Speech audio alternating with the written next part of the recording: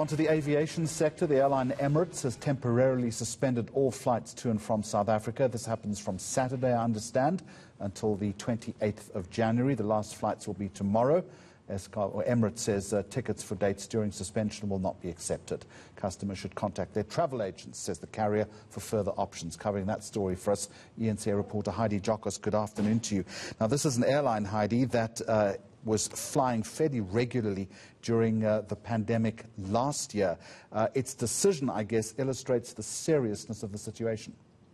Most definitely, Jeremy, and just as you rightfully point out, that Emirates was one of the airlines that had continuous flights. When we were in Dubai a couple of weeks ago and we spoke to the Deputy President of Emirates for Africa, they clearly indicated that they were in a position to continue flying during the pandemic, especially last year during the peak of the pandemic, and they also continued with cargo flights. But we've just received communication from Emirates to indicate that they are temporarily suspending flights for about 2 weeks, and they've listed operational reasons. We tried to get further clarity on what operational reasons mean, but we have been in discussions with some of the experts that have indicated that it might have to do with the alarming positive COVID cases here in South Africa, exceeding 17, 18,000, 20,000 per day. And, this all has to do with the fact that when people travel, there's movement.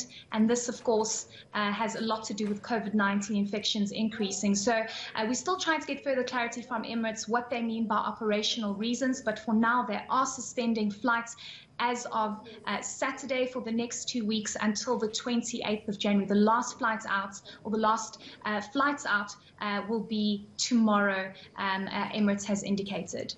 Just remind me again, I did reference it in my introduction, if I hold a ticket beyond the 16th of January, what happens?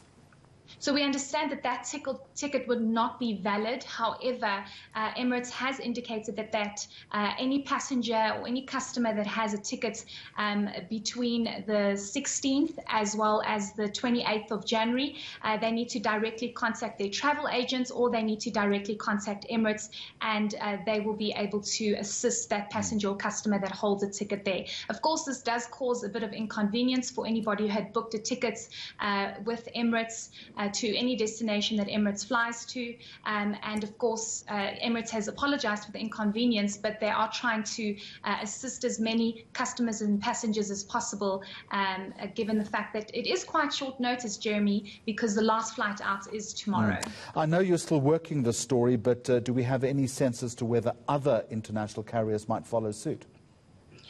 We're not entirely sure, Jeremy. I'm actually trying to figure out what exactly is going on. But yesterday we found out that Airlink is suspending all its flights to Lesotho. And this, of course, because the Lesotho government has not allowed any travel due to the increasing COVID-19 infections within Lesotho and, of course, the regulations that they've implemented. So you're seeing airlines, across the globe, stopping the travel because COVID-19 infections are on the up, and many countries are experiencing their second and third wave. So I'll keep my ears to the ground to try and figure out who else is planning to suspend any flights in the next coming days. All right.